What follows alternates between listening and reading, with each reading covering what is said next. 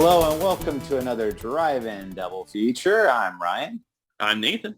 And this is the podcast where we talk about 2 movies a week every Tuesday and Thursday. But before we get into that, we have a Patreon over at patreon.com/driveindoublefeaturpodcast. Over there, we play a couple of fun games, have a couple off-the-cuff conversations, just something a little extra for you Patreon supporters out there. If you want to give us a support, feel free to do so. If not, it does not affect any regular content.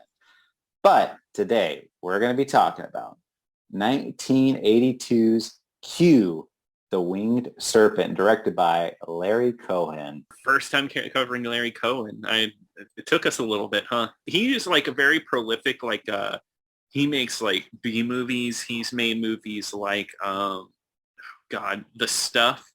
He made the Salem's Lot sequel. Gotcha. Yeah, so he produced Maniac Cop, which we'll have to talk about one day. So yeah, he just has a long history making like B movies. Yeah, I'm looking at his list right now. There's a lot we could definitely cover. But yeah. Anyway, this is about a giant monster movie, and it's all set in New York City.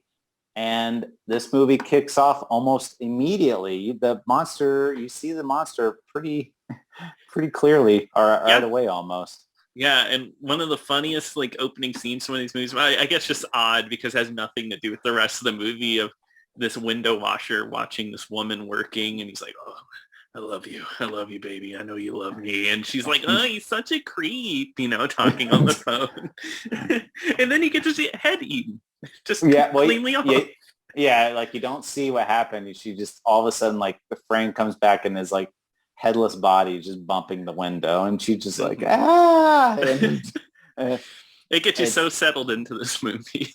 This movie has a lot of great moments like that, and this movie is so bad that it's entertaining. Oh yeah, I actually like this movie. It's a B movie, but it's so weird. I feel like I've seen a lot of B movies that like, no, it's a B movie, and then it gets kind of like bogged down by that. But this movie knows it's a B movie, but still takes itself seriously enough. It's in on the joke, but it isn't making it a joke, I guess. It plays that fine line. It doesn't go.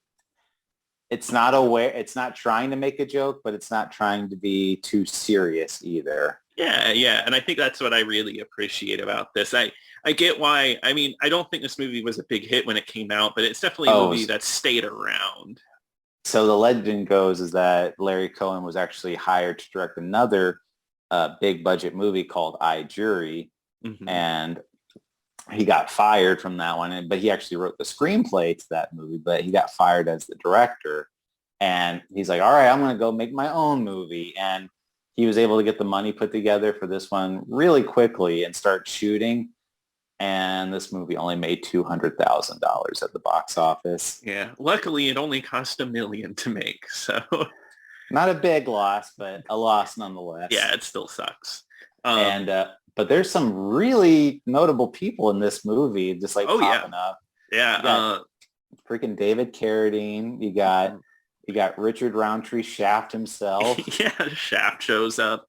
It's Michael Moriarty. Michael Moriarty, who is and this is the one thing that people really liked from this movie, just like reading. It looked like Roger Ebert really loved Michael Moriarty in this movie. And I mean, he's good. He plays a very interesting character.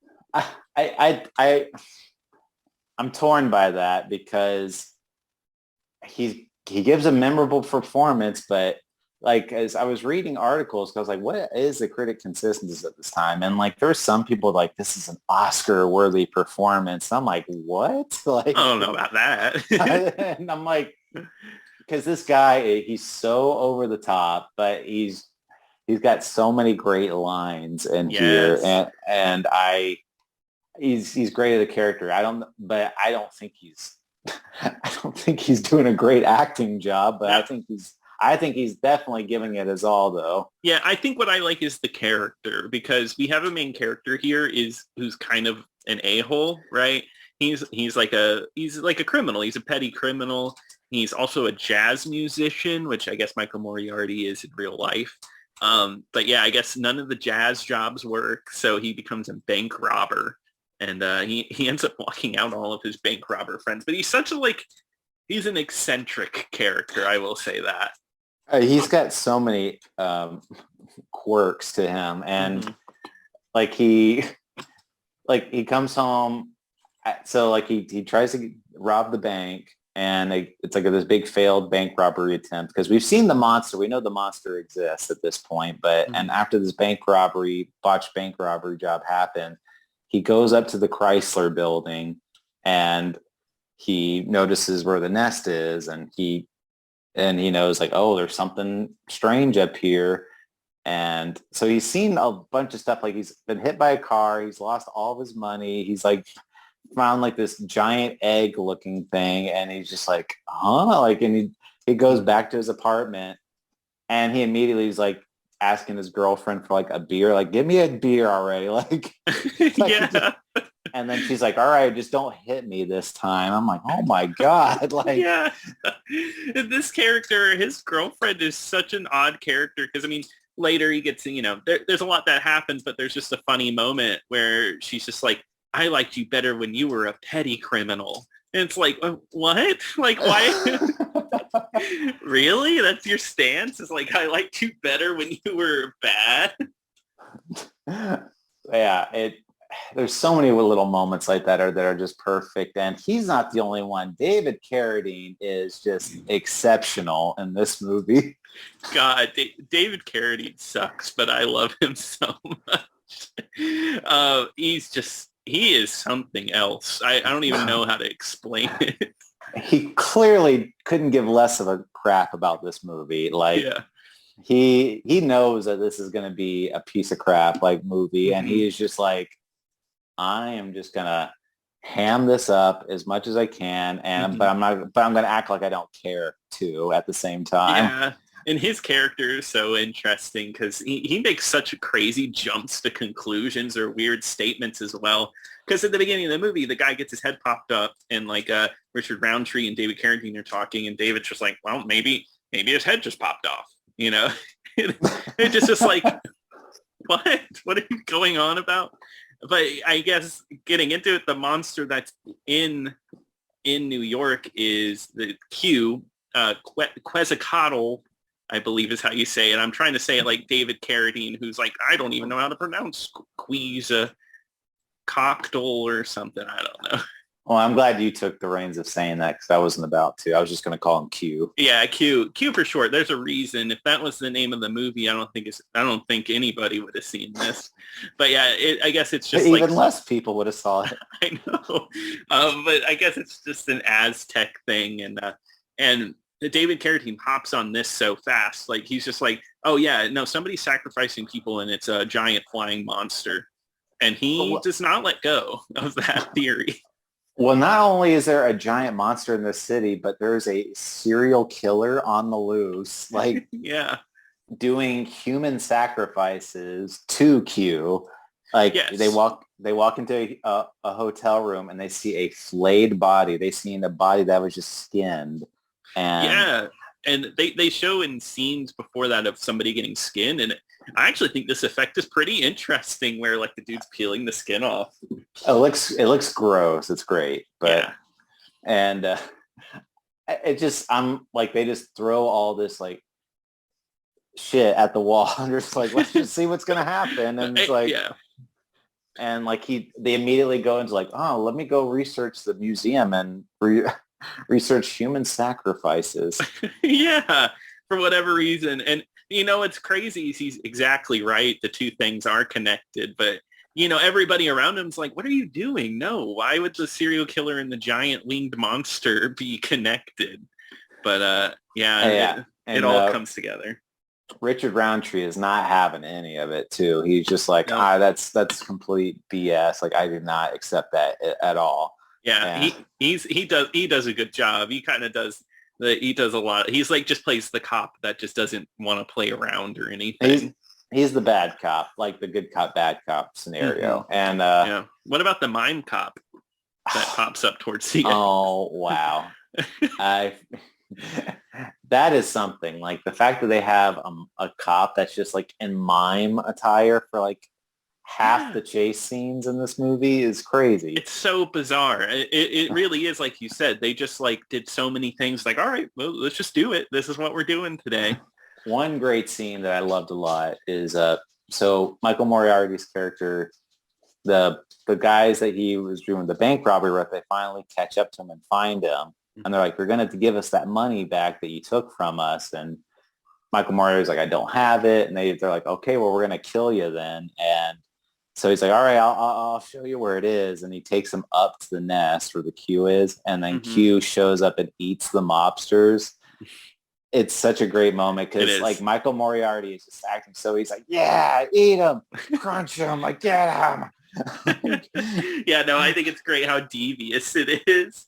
And Q leaves him alone because it's like, oh yeah, you're feeding me, all right. Which I love. God, just Michael Moriarty in general. I know we keep bringing him up, but he's just so like he's doing it all. He's hamming it up. He has a great moment where he fights with David Carradine, and he's like, "Oh, why don't you stuff it up your brain instead of your ass for some reason?" And then David Carradine just does a bird caw to him, like as a reply, like caw. I can't believe he did that. If somebody asked me to do that as an actor, I would probably be like, no. Or I'd be like, I would like, okay, why? Yeah. Just like, no. At least question it. David Carradine's like, I'm getting a paycheck. I will call like a bird for you. But that's where like a really interesting part of the movie comes in is because Michael Moriarty, he's feeding Q and everything. So he's one of the few people that knows where he's at. And he's actually at the Chrysler building. And he actually sells that information to the police, but he asks for $1 million in exchange for that information. Yeah, so he gives him like the most outrageous demand. So he's a criminal. They've already pinched him for robbery. And he's like, oh, I know where Q is. And then he's like, all right, well, first I want to get full immunity. I want to get let off, pardon, whatever from any, he was like, I want to get pardoned from any past crimes and future crimes. And they're like, he gave Gerald Ford gave Nixon a full pardon on everything. Yeah, I love that line where he's like, I want a Nixon type pardon, It's like really good. And then like, they're just like staring at him, just like, okay. Like, and he's like, yeah. Then I want to, you could tell he's like, he hasn't thought of this at all. And he's just like making stuff up as he's like, yeah, then I want $1 million, unmarked $1 million. And then he's like, and also too, I want full rights to any books, movies, photos of this monster too. Since I found it belongs to me. Yeah, this scene goes on for a while, but it's just funny. It's really interesting to take a break from the monster movie for a second and just have like this comedic scene. It's great because not only that, but they also have the trope that the commissioner is also Irish too. So it's like Irish, like Irish commissioner. And that happens. And then like David Carradine's even like, do you have no shame? Like, there's people that are dying out there. Like, do you not want to save their lives? It's like, what are you talking about? You should thank me. I'm saving people right now by telling you where it is. Yeah, I'm preventing deaths in the future. Yeah. But like after this scene, David Carradine and Mike Moriarty like sit down in the diner and have the conversation together. I don't think anything particularly crazy happens here, but like it's just like a really funny exchange. No, it's great. I think a pretty big moment. Like David Carradine starts like smooth talking, like Michael Moriarty like getting on his side and everything, and literally like Michael Moriarty starts feeling comfortable for a second, and he's about to tell David Carradine exactly where Q is, and then Richard Roundtree shows up at the last second. And then he totally blows it, and Michael Moriarty's like, he would have just came in 15 seconds later, I would have told you everything. And because he does not like Richard Roundtree, because Richard Roundtree is like not putting up with any of Michael Moriarty's crap. And, no. And he even says like, you give me 15 minutes alone with this guy and I'll get any information out you want. Like, he's just a jerk. And so then like the newspapers like get a hold, like Michael Moriarty is the guy that knows where Q is. So he shows up and they're like, the police are like, no flash photography, don't take any pictures. And Michael Moriarty's like, no, I want to be in the paper. It's like, get Rupert Murdoch, get Murdoch down here, get Rupert Murdoch. I want to talk to him right now. And I love his plan. He's like, oh, how do you plan on getting this? He's like, well, we're going to get a bunch of helicopters and we're going to get a canvas tent. And we're going to put it over the Chrysler building. He's like, all right. And like David Carradine's like, all right, fleet of helicopters, got it. Like, yeah, like nobody's taking this guy seriously at all. No, but what I love is like they end up going there with Michael Moriarty to kill it, and the whole time he's like, "Oh, we should have done my plan. It would have worked better if we did my plan. We should have put the canvas tent on. I'm telling you." Like, yeah, and so we got to talk about that scene. So they finally show up. Q's not there, but the egg that Michael Moriarty character saw is there, and they just open fire on this egg and this little baby dragon looking thing like pops its head out, and it's getting a hail of bullets, and it's just like bleeding and squirting blood out. It's so disgusting. Yeah, and it's like if they killed the son of Godzilla, you know, like he doesn't deserve that. It just gets annihilated, and this like baby's just like screaming. Yeah. Oh, I guess we did talk about the effects in this movie. Q is all done through stop motion, and I won't say it looks amazing, but it looks cool. You know, there's like this nice ingenuity to it. It gives it this really cool feel. Was this movie 3D or something at one point? Because like when Q shows up, like every black, I guess that's how they did put the Q in the movie, but every background is super blurry. Yeah, I noticed that too. Yeah. I don't know if it was in 3D. That's a good question. But they don't get Q because they shoot the baby, and then so Q is still going on a rampage, killing everybody. Michael Moriarty falls on hard times because they take back his money and everything. Mm-hmm. But the finale leading up is so good. Oh yeah, it's great. I don't know, just everything with the monster effects and David Carradine up in the building with the green screen, just shooting his gun. It is a great action set piece. Well, because Richard Roundtree gets taken and he gets picked up and he's just screaming and he gets dropped midair, and Q is just flying into the building and snatching up police officers out of the window and just throwing them. And you could see, and it's like this little clay looking figure that gets thrown, and it looks so good. Yeah. It looks like, not Gumby. It looks like Mr. Bill almost, like the way he's just kind of like flailing there. Is like all of the clay people flailing their arms. It's just silly. But fun to watch. It's so fun, and it's such a great sequence because it's just everybody just shooting a million guns at this monster. And like you said, David Carradine shoots the monster in the face. yeah, and it's gruesome. You know, it's got blood and everything. But what's weird about this movie is it doesn't end with the monster dying. There's more to this movie because. Oh yeah, you forgot about the sacrifices going on in New York, huh? Well, there's more to this. Yeah, there's other they do almost catch him at one point because he's sacrificing somebody, and the guy that was getting sacrificed is like, no, you can't interrupt us, and they shoot the guy that he was murdering anyway. Yeah, that's right. And it's a good moment, but yeah, the serial killer.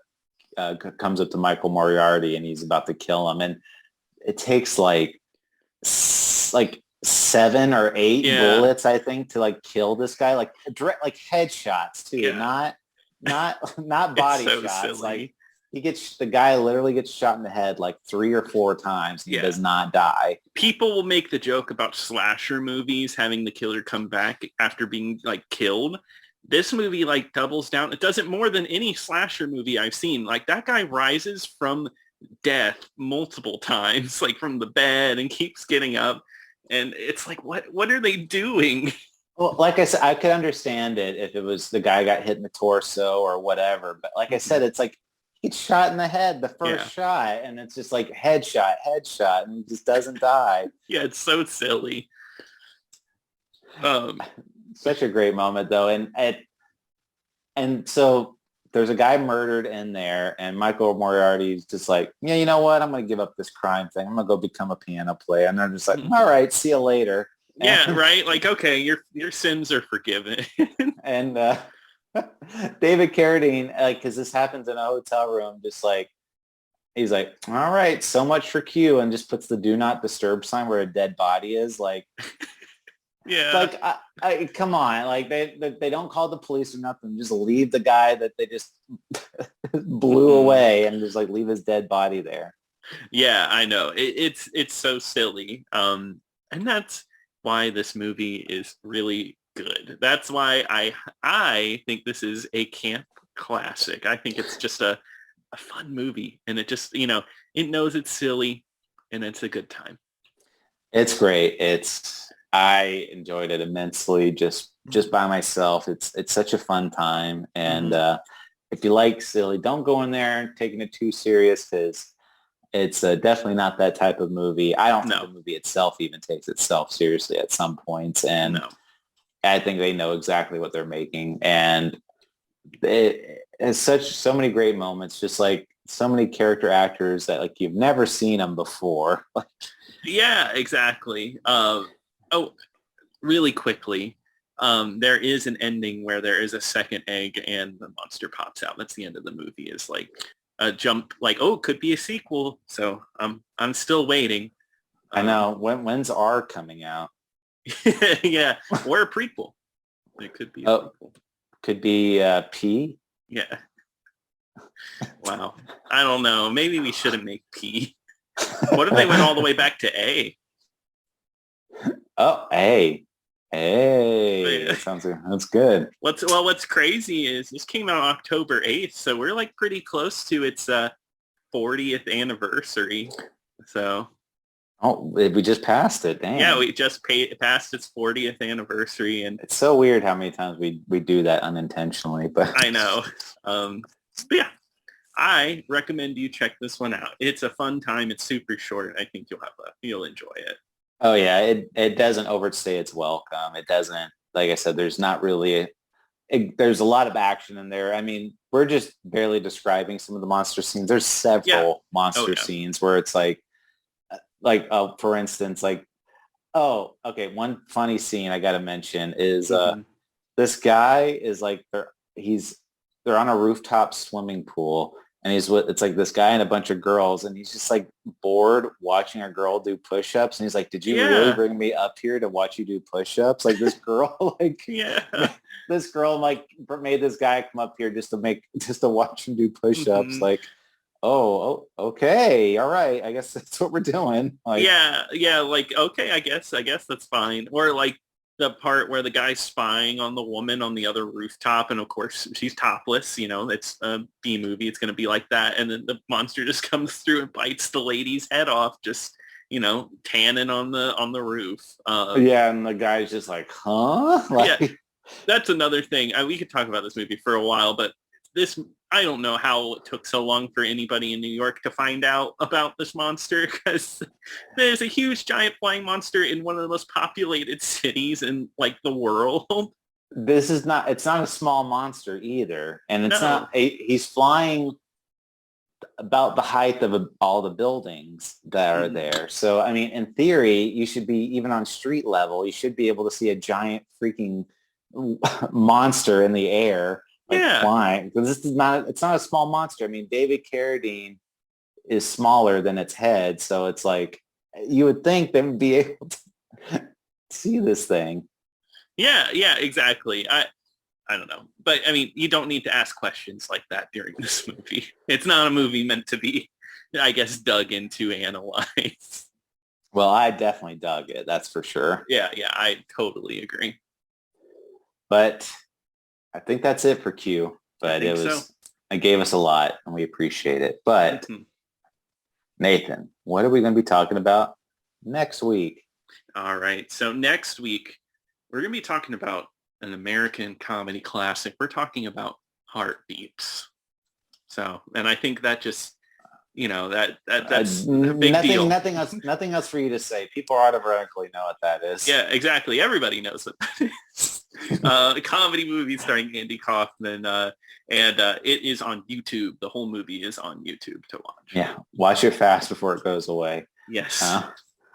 But anyway, thank you so much for joining us. Don't forget to check us, to send us an email over at driveindoublefeaturepodcast@gmail.com. Don't forget to follow us on Twitter at DIDFpod. And once again, don't forget to check out the Patreon at patreon.com/driveindoublefeaturepodcast. But until next time. Until next time.